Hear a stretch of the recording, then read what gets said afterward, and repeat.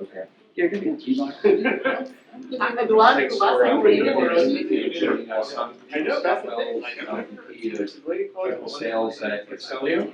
We are a tech startup based in Colorado Springs and has technology that revolutionized the way to capture, store, and use packets for the purpose of network usability and cybersecurity. So we're going to talk today about how packets can be used to really be a force multiplier in your cybersecurity. So let's start with basic representation of a network and the external components of it, the public network access, your end user devices, and your servers. And today's traditional approach is focused on perimeter defense, investing in your intrusion detection system, network detection and response system, and endpoint detection and response systems. And those are good, sufficient, but or say necessary, but not sufficient to provide complete protection for your network as they're continually looking for and blocking threats. Checkpoint did a study in 2021 of the number of attacks, weekly attacks, that organizations in different sectors were experiencing. And you can see here the number per week and then the growth for that year. So two sectors of particular interest to us, the government, military. You can see there was a 50% increase in the number of attacks weekly in 2021, and similar percentage increase for the financial market, about 50% increase. And so as the number of attacks are increasing, it becomes a matter of when, not if, one of the attacks is going to get through your system. So ideal security operations functionality, the people, the technology, the procedures are able to quickly answer some very critical questions. What was compromised and exposed or exposed? Who was responsible for the vulnerability? Who was responsible for the attack? Has the breach been resolved? And can we validate what we've resolved? And unfortunately, perimeter-only defense doesn't help you answer all of these questions. So what happens with your perimeter defense cybersecurity system is you're generating millions of data points on a daily basis, and those are being fed into your SIEM for forensic analysis.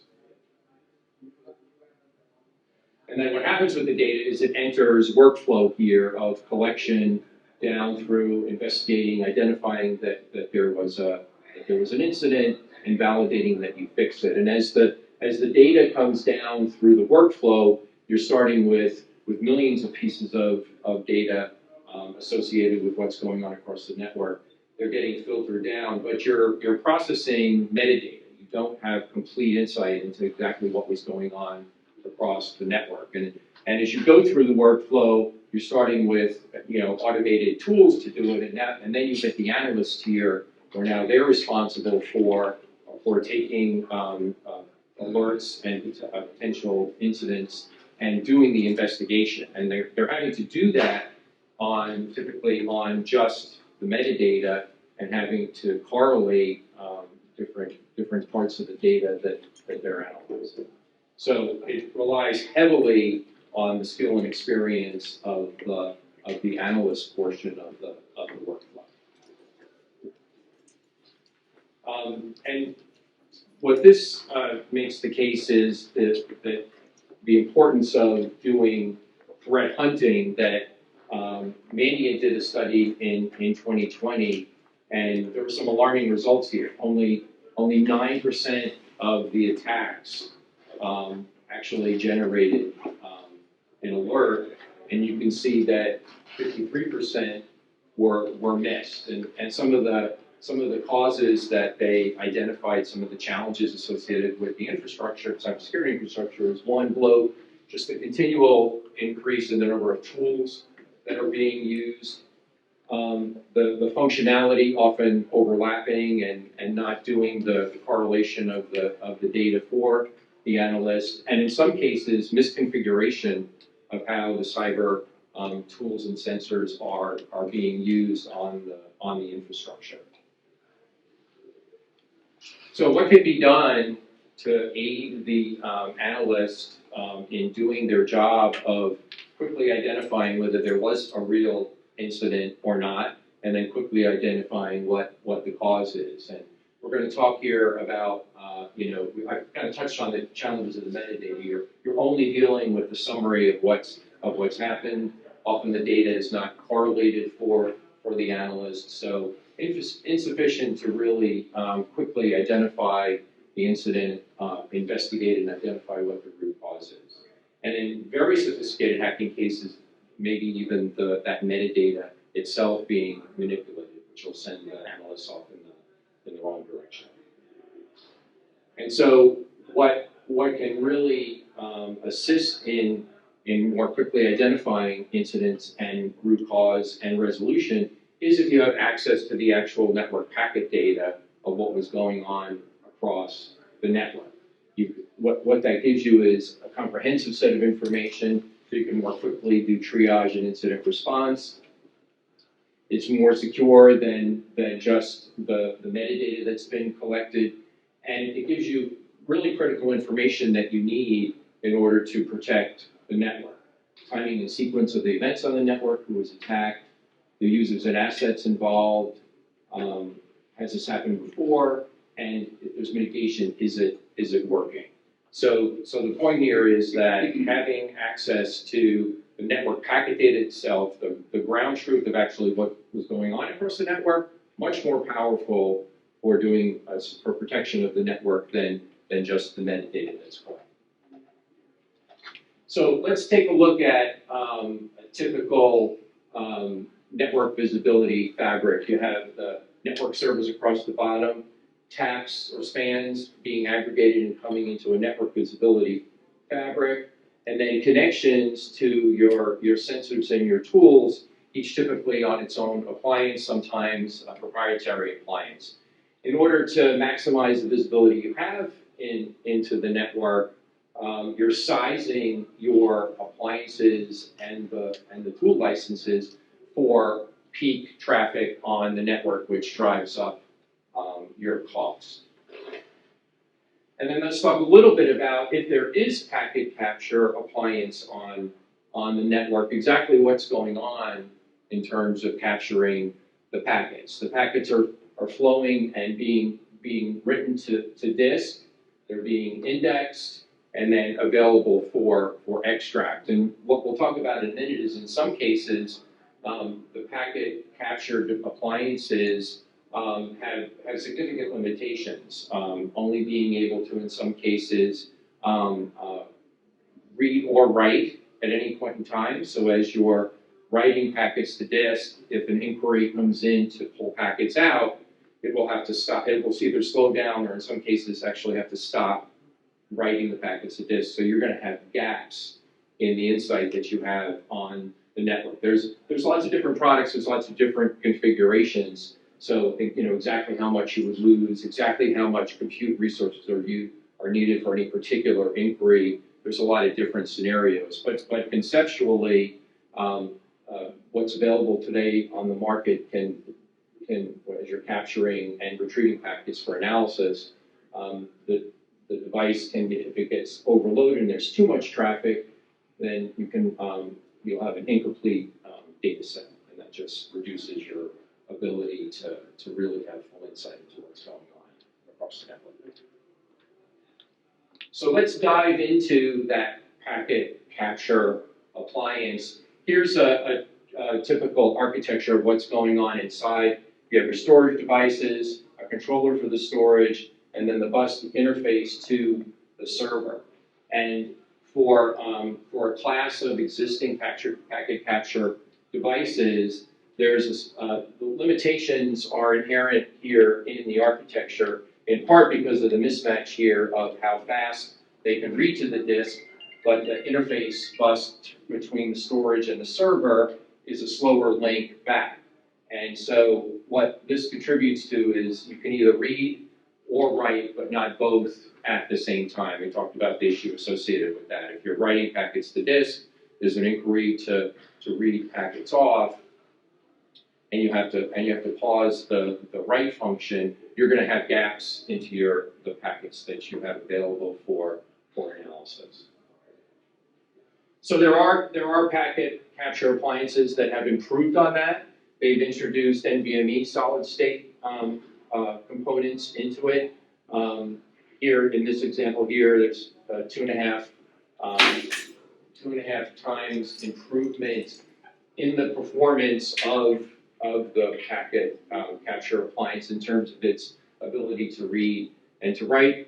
The introduction of the NVMe solid state storage provides now a capability to do some reading and writing simultaneously. But again, if the device is overloaded, it can really affect the ability to capture the packets while you're pulling off at the same time. And so here's a next generation architecture of a packet capture appliance. 20 times improvement in the throughput and some very fundamental architectural differences. Multiple servers that are all sharing the storage, the NVMe storage, and the interface bus between the storage and the servers is shared dynamically across the interface as opposed to one-to-one.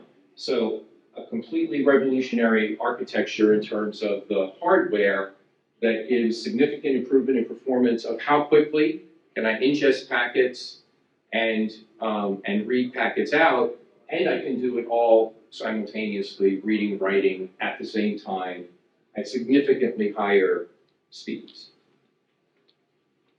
So let's go back now to the network visibility fabric architecture and show what packet capture looks like if we have that improved architecture. We can put the appliance here in the middle of the network visibility fabric, the packet streams coming off the network, and we can do a few things. We can simplify it in the sense that instead of packet streams packets needing to be duplicated and streams being sent to each of the appliances, sometimes with the same packets, we have all of the packets going into a single appliance, and the appliance itself now, with all of the packets captured, can send packet streams to each of the appliances, so you're only having to capture the packets, store them, and distribute them once, not duplicate packets to send to each individual appliance.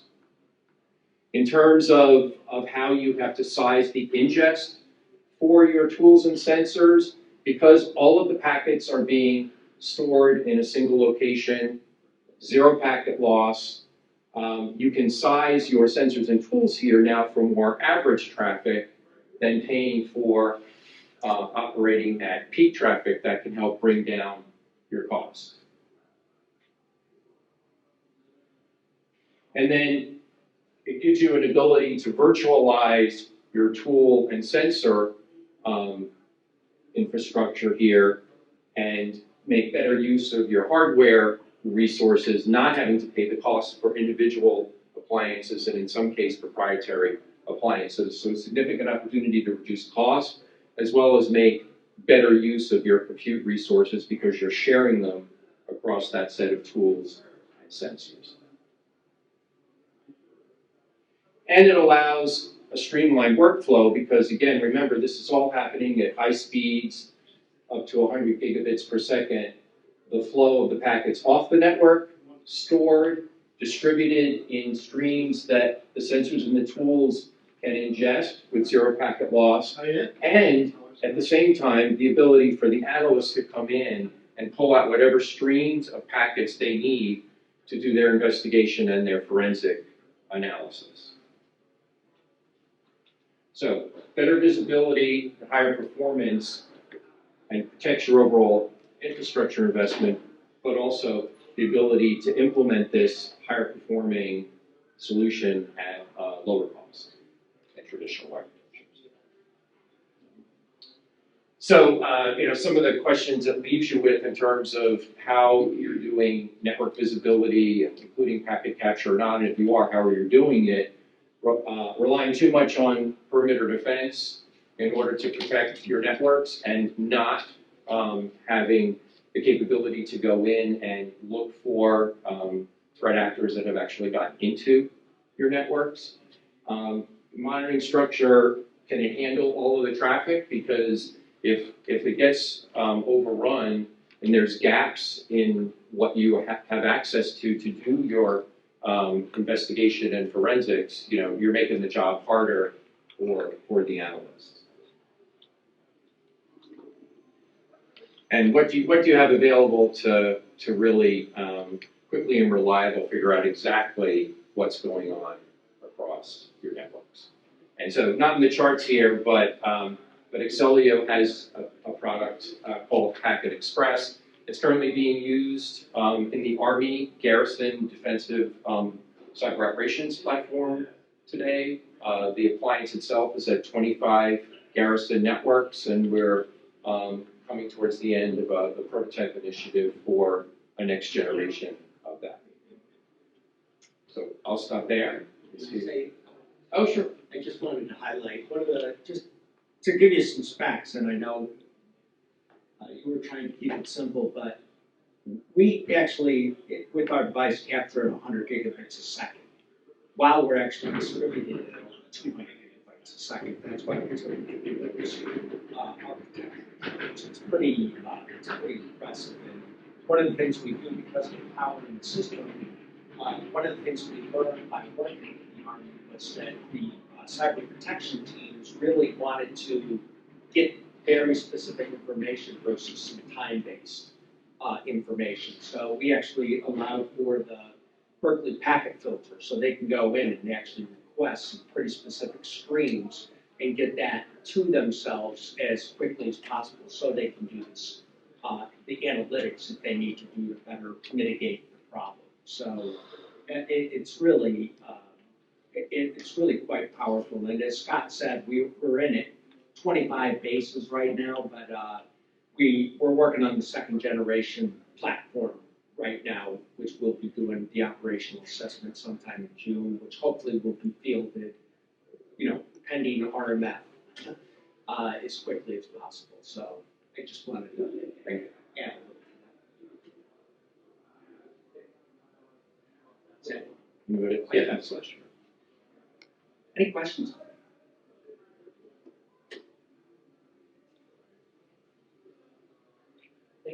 Thank you. Thank you. So contact information is here. The full article is in the magazine, and we'd be happy to have any follow-up discussion.